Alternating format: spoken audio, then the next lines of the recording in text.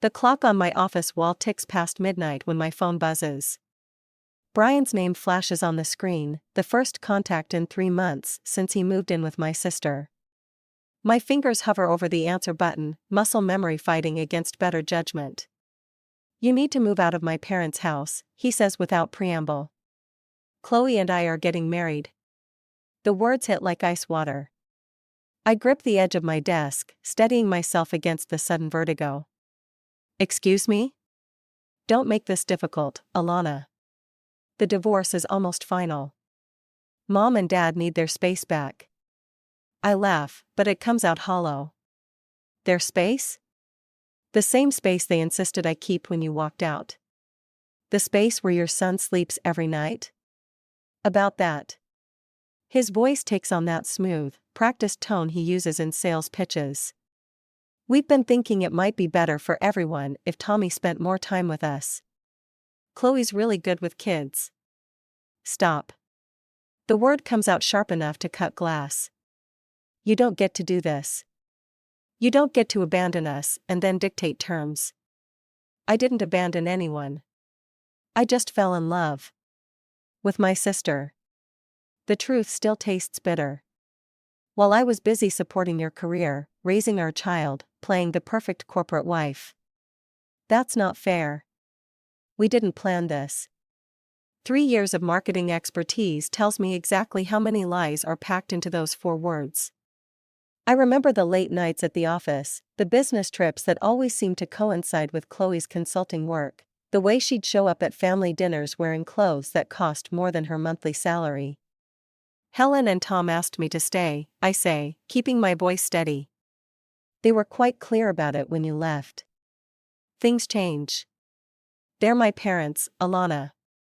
They'll support what's best for the family. And what's best is kicking out their grandson." I pull up my email, fingers flying over the keyboard. Interesting timing, considering the Thompson deal just closed. That must be quite a commission check coming your way. The silence on the other end tells me I've hit a nerve. "How did you know about that?" "I still have friends at the company, Brian. Friends who remember how I helped you land that account in the first place." More silence.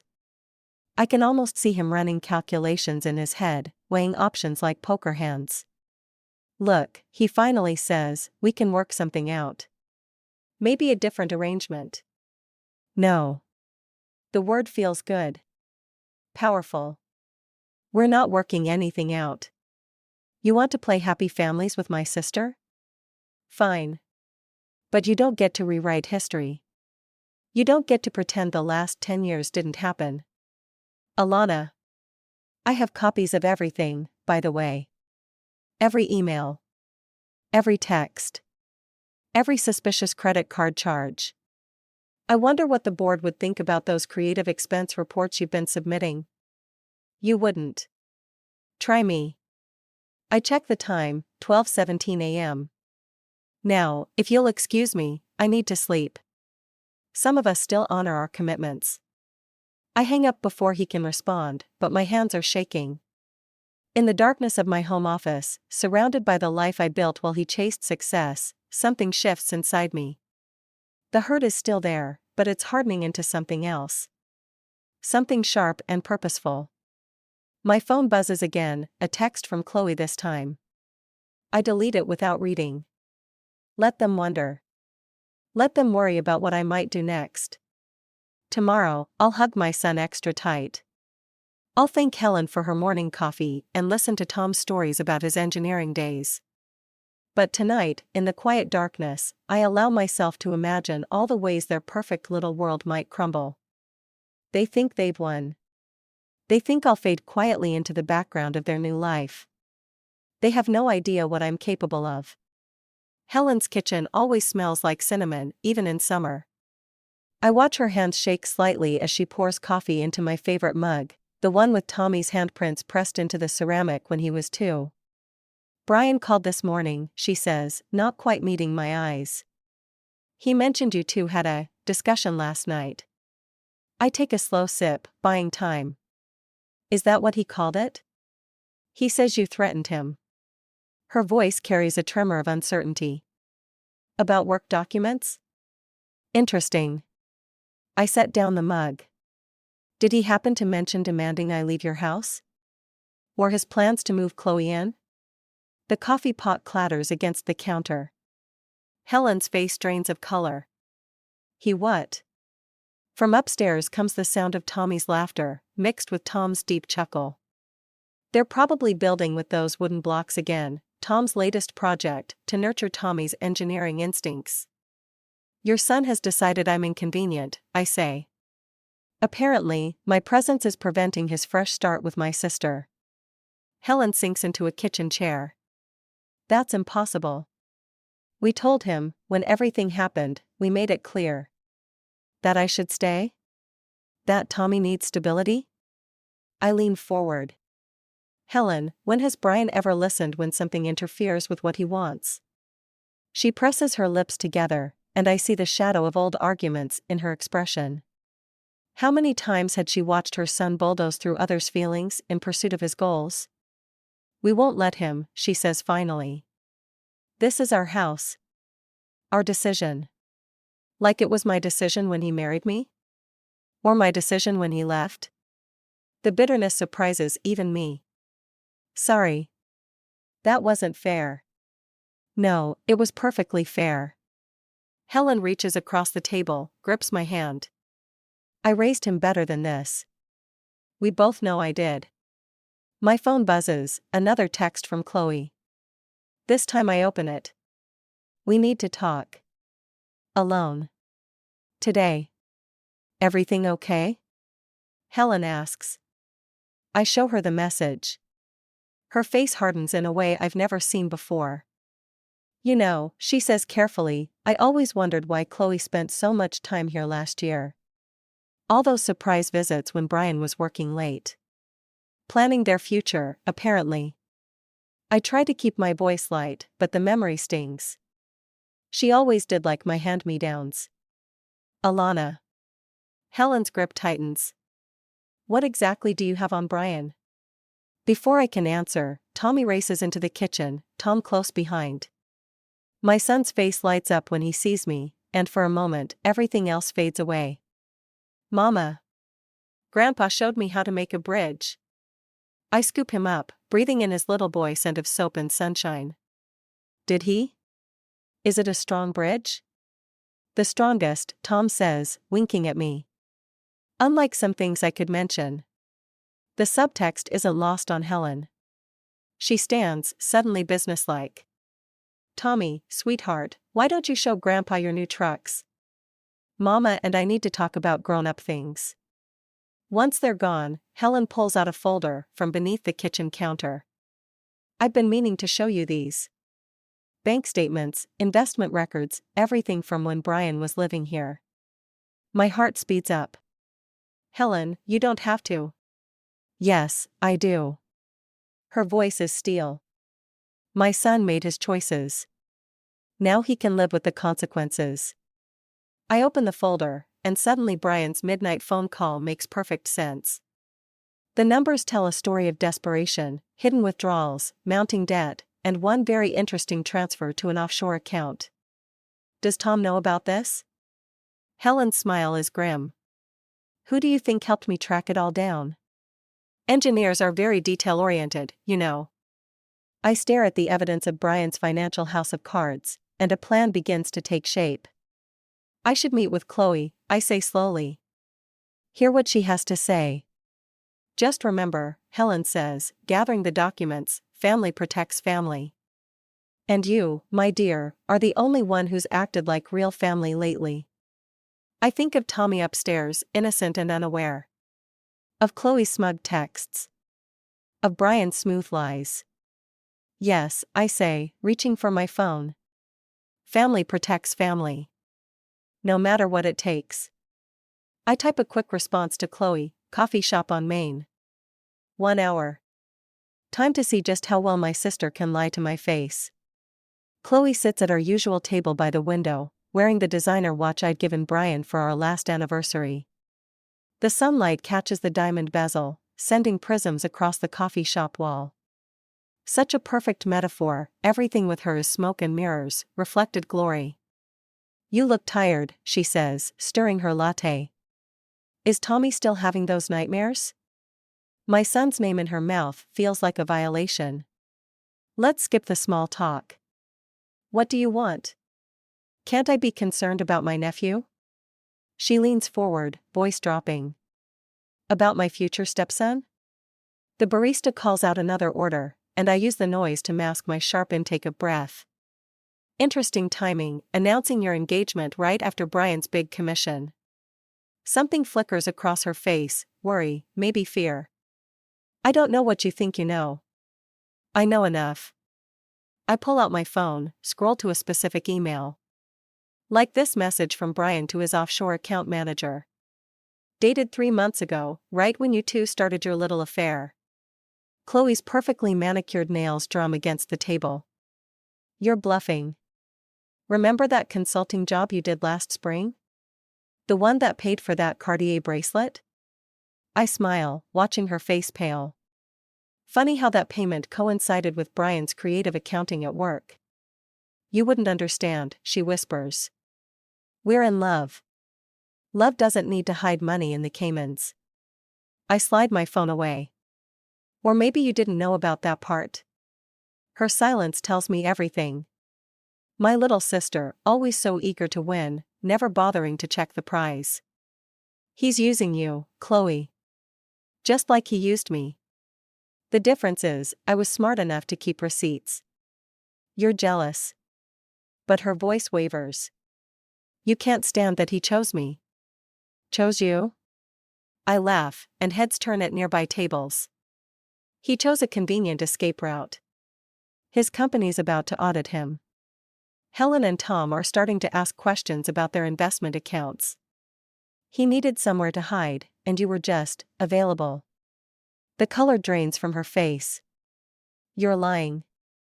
Ask him about the Thompson deal. Ask him where that commission really went. I stand, gathering my purse. Better yet, ask him about the property he bought in Costa Rica. Under his assistant's name. Wait. She grabs my wrist. What property? Oh. I feign surprise.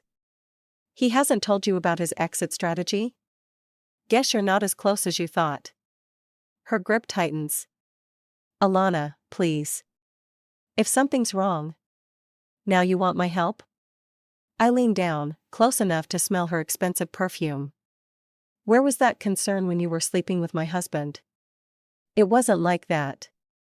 We never meant to get caught. I gently remove her hand. Here's what's going to happen. You're going to tell Brian I know everything. About the money, the property, the creative bookkeeping. Then you're both going to back off about the house. Or what? Or I send Helen and Tom's accountant some very interesting documents. I'm sure the SEC would be interested too. She stands abruptly, coffee forgotten. You'd destroy him? The father of your child? No, Chloe. He did that himself. I adjust my bag, ready to leave. You just helped him dig the grave. I'll tell him, she says, but her voice has lost its edge. About the threats, the blackmail. Go ahead. But first, check your own bank accounts. See if anything's missing. I watch realization dawn in her eyes. He's gotten quite good at moving money around. Just ask his last 3 girlfriends. I leave her there, staring at her phone with trembling hands. Outside, the summer air feels cleaner somehow. My phone buzzes, a text from Helen with a photo of Tommy napping in his favorite spot by the garden window. I think of Brian's offshore accounts, of Chloe's shaking fingers, of all the carefully constructed lies about to unravel. Part of me wants to feel guilty, but I remember Tommy's tears when Brian missed his birthday, Chloe's smug smile at family dinners, the way they both thought I'd just fade away. They wanted to write me out of their story. Instead, I'm about to become their worst nightmare, the truth they can't escape. Let them run to Costa Rica. They'll find I've already been there too, leaving breadcrumbs for the right people to follow. The key sticks in my childhood home's front door lock, just like it always did. Inside, dust sheets drape the furniture like shrouds, and the air smells of abandonment and mothballs. Mom's death 2 years ago left this place frozen in time, waiting for someone to breathe life back into it. My phone rings. Brian's company number flashes on the screen. Miss Reynolds? This is Sandra from Human Resources. The voice is professionally neutral. We've noticed some irregular access to company files from your old login credentials. I run my fingers along the banister, collecting dust. That's interesting, considering I haven't worked there in 4 years. Exactly our concern. A pause. The access originated from Brian's home IP address. Of course it did. My darling ex-husband, trying to cover his tracks using my old account. Amateur move. I see.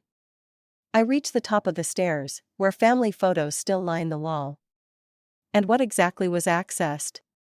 Financial records. Specifically, the Thompson account documentation. Sandra clears her throat. Miss Reynolds, given your personal situation, we wanted to give you a chance to explain before involving legal. I stop at a photo of Chloe and me at her college graduation. Her smile doesn't reach her eyes, it never did when I was in the frame. Sandra, check the access logs for March 15th. You'll find Brian used my credentials that day too, right after he transferred the Thompson commission to an offshore account. Silence crackles over the line. How did you? I still have friends in IT. I moved to my old bedroom, where a box of Mom's papers waits. They've been keeping me informed. Just like I'm keeping the SEC informed. The sharp intake of breath tells me I've hit my mark. I'll need to escalate this. Please do. I start sorting through the papers. Oh, and Sandra? Tell Brian his Costa Rica exit strategy just got a lot more complicated. I hang up before she can respond. Among Mom's papers, I find what I'm looking for, Dad's old journal, documenting every manipulation, every lie Chloe told growing up. The pattern was there all along, I just refused to see it. My phone buzzes with a text from Helen, Brian's here. He's demanding to see Tommy. Another buzz, he's not alone. Ice slides down my spine. I dial Helen's number, but Tom answers. It's under control, he says before I can speak. But you need to know, Chloe's claiming she has proof you've been embezzling from the company. I almost laugh. Let me guess, using my old login? They're desperate. His engineer's precision cuts through the static. But desperate people are dangerous. Are you sure about this, Alana? Through the bedroom window, I can see the treehouse Dad built, the one Chloe claimed credit for designing, the lie that started our spiral of competition. They're trying to take my son, Tom. They're trying to paint me as the criminal. I touch the journal's worn cover. It's time everyone saw who they really are. Helen's recording everything they say. A pause. Tommy's safe at Sarah's house. But Alana, there's something else. Brian mentioned your mother's estate. The journal feels heavier in my hands. What about it? He says there's evidence in the house. Something about your mother's will? Understanding hits like a thunderbolt. Mom's last amendment, the one Chloe never knew about, the one that cut her out completely. I'm at the house now. My voice sounds distant. Tell Helen to keep them there. I need time. Be careful, Tom says. Whatever you find. I know. I open the journal to its last entry. Sometimes the truth hurts more than the lies. After hanging up, I sit on my old bed, surrounded by the ghosts of family secrets. In my pocket, the flash drive with Brian's financial records weighs against my hip. In my hands, Dad's journal holds the key to Chloe's carefully constructed facade. They want to play hardball? Fine. But they forgot one thing, I learned manipulation at the feet of masters. And unlike them, I've got nothing left to lose. Except Tommy. Always Tommy. I open my laptop and begin to type. It's time to show them what a mother protecting her child is really capable of. The country club's annual charity gala buzzes with whispers as I enter. Brian's colleagues eye me with barely concealed curiosity, the scorned wife, making her first social appearance since the scandal. Perfect timing. Alana. Marcus Chen, Brian's boss, intercepts me at the bar. We missed you at last month's board meeting. I accept a champagne flute, noting how his eyes track my movements. I was preoccupied with some interesting financial documents. Yes, well. He tugs at his collar. About those irregularities. You mean the offshore accounts? I keep my voice low, pleasant. Were the creative bookkeeping on the Thompson deal? Across the room, I spot Chloe in a red dress that probably cost 3 mortgage payments. She's working the crowd, but her smile looks strained. News travels fast in corporate circles. These are serious allegations, Marcus says. Brian's been with us for 15 years. Long enough to know exactly how to hide his tracks. I pull out my phone, show him the screenshot. Except he used my old login. Sloppy. The color drains from Marcus's face. Why are you showing me this? Because in 10 minutes, the SEC will receive an anonymous tip about systematic fraud. They'll freeze all associated accounts. I sip my champagne. Including the one in your wife's maiden name. He grabs my arm. You wouldn't dare. Marcus? Helen appears beside us, her smile razor sharp. Is everything all right? He releases me like I'm burning. Mrs. Anderson. I was just leaving, I finish. And taking Brian with you, I hope? Before this gets messier than it needs to be? Helen watches him hurry away, then turns to me. It's done? Almost. I check my watch. Tom? In position. The board members are very interested in his engineering perspective on certain financial discrepancies. Across the room, Chloe's phone rings. I watch her face change as she listens, panic replacing practiced charm. She looks around wildly until she spots me. You're enjoying this, Helen observes. Shouldn't I? But my hand shakes slightly as I set down my glass. They tried to take everything from me. Alana. Chloe's voice cuts through the crowd. She's moving toward us, Brian close behind. What have you done? Several heads turn. Perfect. Lower your voice, Brian hisses, grabbing her elbow. Not here. Why not here? I step forward. Isn't this where you announced your engagement? Right after emptying Mom's estate account? Silence ripples outward. Chloe's face goes white.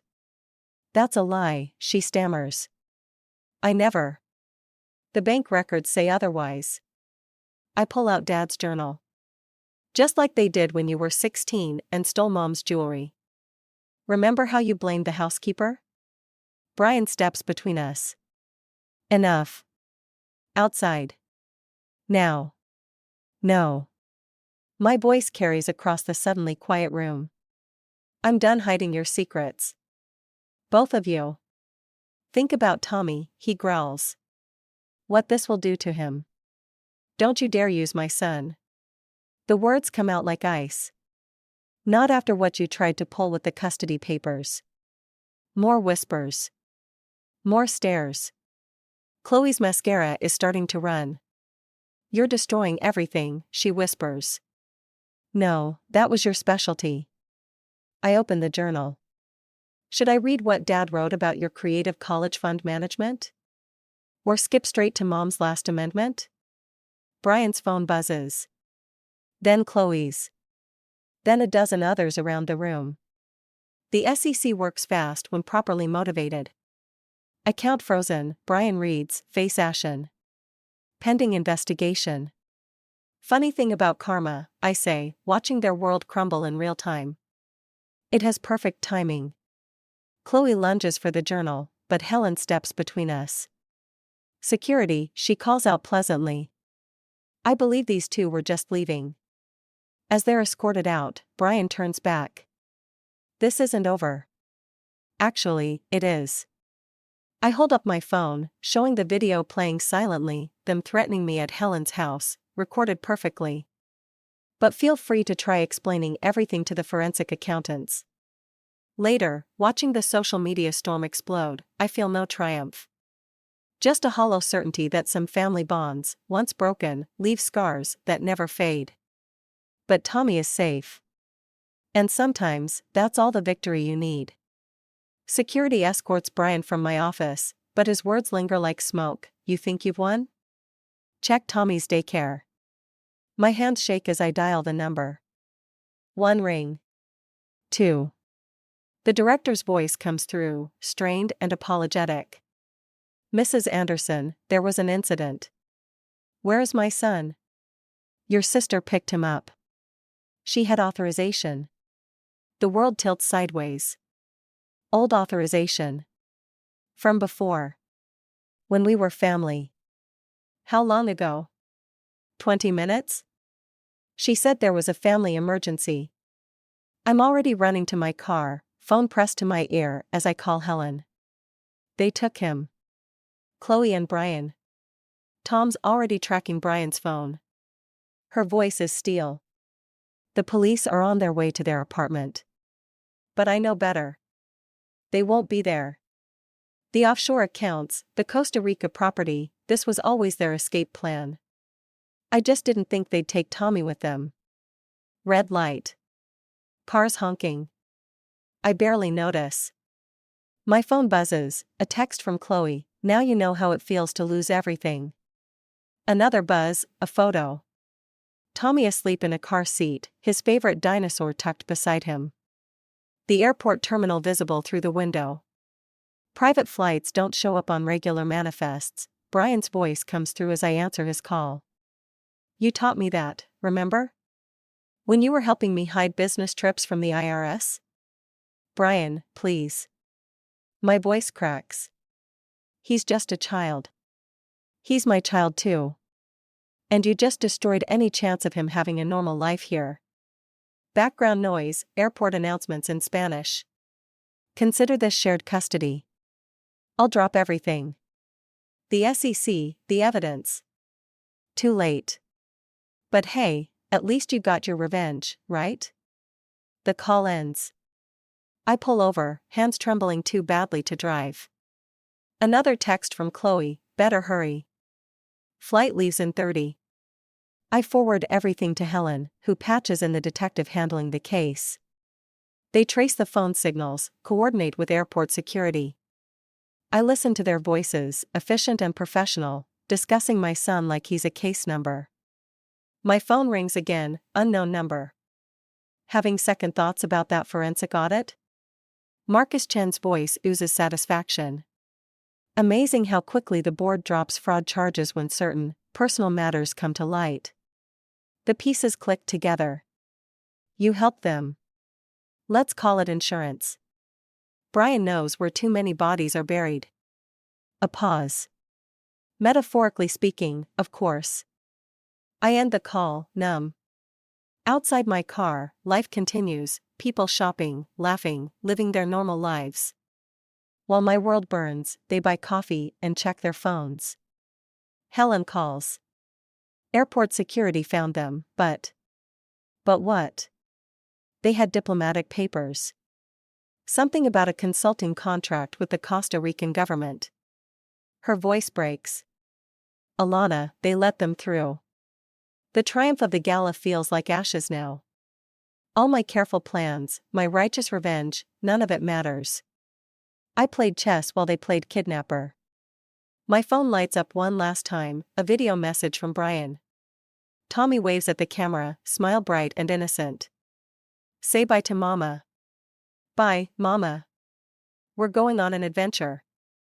The timestamp shows it was recorded hours ago. Before my office confrontation. Before the gala fallout. They were always one step ahead. I rest my head against the steering wheel, letting the tears come. In the distance, a plane rises against the setting sun, maybe theirs, maybe not. Either way, it carries my heart into the darkening sky. The detective calls, full of procedures and international protocols. Helen texts about lawyers and emergency hearings. Tom forwards flight manifests and property records. But all I can see is Tommy's empty bed at Helen's house. His half-finished puzzle on the coffee table. The dinosaur in the photo, the one I bought him last Christmas, when life still made sense. I've won everything I thought I wanted: Brian's disgrace, Chloe's humiliation, justice for their betrayal. And lost the only thing that matters. The Costa Rican villa shimmers in the afternoon heat as I watch through binoculars. 3 days of surveillance, of calling in every favor, every contact from my marketing days, has led to this moment. Security changes shifts in 10 minutes, Tom's voice crackles through my earpiece. Helen has the local police standing by. I check my phone, another wire transfer confirmation. Marcus Chen's conscience, it turns out, had a price after all. Amazing what people will reveal when their own freedom is at stake. Movement at the east entrance, Tom warns. Chloe's leaving with the nanny. But not Tommy. I've watched long enough to know his schedule: afternoon nap time, in the room with the blue curtains. Brian will be in his home office, orchestrating damage control after this morning's news about his frozen assets. Now, Tom says. I cross the property line, my heart thundering against my ribs. The security code, courtesy of Chen's guilty conscience, disarms the system. Inside, the villa is cool, quiet, decorated with Chloe's expensive taste. Brian's voice drifts down the hallway. What do you mean, all accounts? That's impossible. I follow the sound, each step measured, silent. A child's drawing hangs on the wall, Tommy's distinctive scribbles. My fingers brush it as I pass. No, you listen. Brian's voice rises. I don't care what the Costa Rican authorities say. We had a deal. I reach his office door, just as he slams down the phone. He turns, and for a moment, we stare at each other across the space that once held our marriage.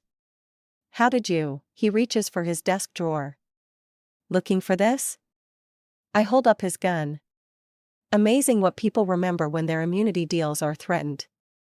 His face twists. You can't be here. This is a private residence. Like Mom's estate was private? Before you emptied it? That was Chloe's idea. Of course it was. I step closer. Just like taking Tommy was her idea? And the offshore accounts? And Marcus Chen's convenient intervention? He backs away, hitting his desk.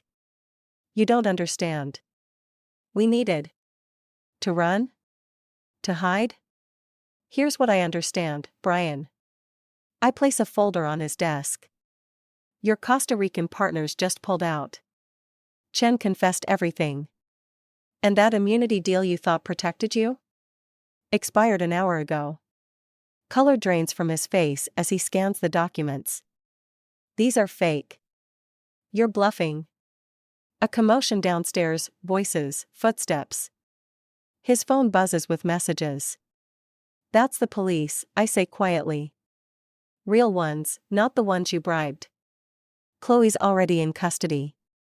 Mama? We both freeze. Tommy stands in the doorway, rubbing sleep from his eyes. Hey, sweetheart. My voice nearly breaks. Ready to go home? Brian lunges forward. Don't you dare. The gun swings up between us. 3 years of marriage counseling, I say. Remember what Dr. Phillips always said? About choosing our moments? Tommy's small hand slips into mine. Brian watches, helpless, as heavy footsteps approach. You'll never prove anything, he whispers. I don't need to. I lower the gun as police fill the doorway. Your partners already did that for me. Turns out loyalty has a very short shelf life when millions are at stake. They read him his rights in 2 languages. Tommy presses his face into my leg, confused but calm. Through the window, I see Chloe in the back of a police car, her perfect world crumbling around her designer handbag. Mama?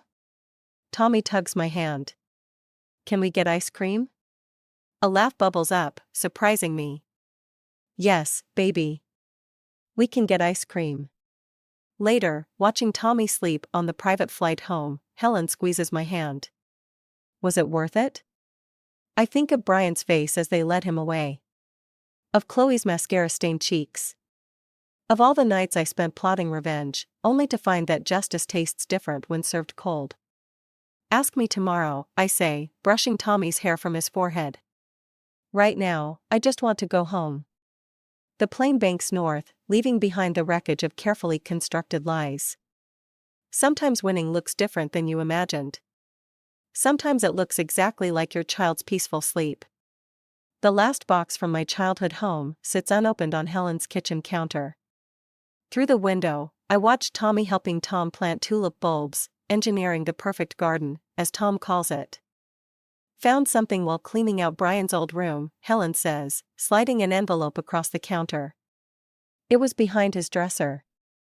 My mother's handwriting on the front, for Alana, when you understand. The paper feels fragile, time-worn. Inside, her familiar script flows across the page. My darling girl. By now you've learned what I always knew about Chloe. About the lies, the manipulation, the endless taking. I watched you protect her, cover for her, give up pieces of yourself to keep the peace. I made that same mistake. The jewelry she stole? I knew. The college fund she drained? I covered it up. I thought I was protecting the family, preserving relationships. Instead, I taught her that actions have no consequences. Don't carry my guilt. Don't let it poison your heart like it did mine. Sometimes love means standing firm. Sometimes protection requires distance. You were always the stronger one. Love, Mom. The doorbell rings. Through the peephole, I see Chloe, out on bail, designer clothes replaced by department store basics. I open the door, but block the entrance. 2 minutes, she says. Please. Why? Because I finally read Mom's will. The real one. She hugs herself, looking young and lost. You knew, didn't you? About the trust fund conditions? That she left everything to me unless you completed addiction counseling? The irony tastes bitter. Yes. She knew about the pills. All those years. Chloe blinks back tears. Why didn't you tell me? Would you have believed me? Her silence answers everything. I'm starting treatment, she whispers. Not for the money. For me. I study her face, really look at it, past the makeup and practiced expressions. For the first time, I see something real in her eyes.